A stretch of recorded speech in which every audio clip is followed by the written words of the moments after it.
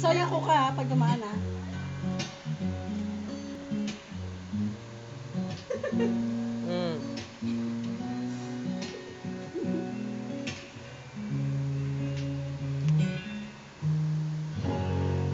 Ilang beses nang nag-away hanggang sa magkasakitan, wala lamang pinagmulan.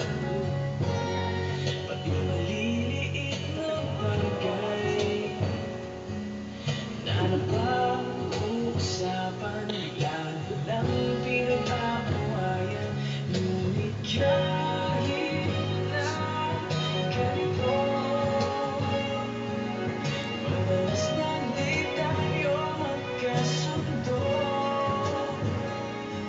Ikaw na ang gusto kong makapiling sa puso.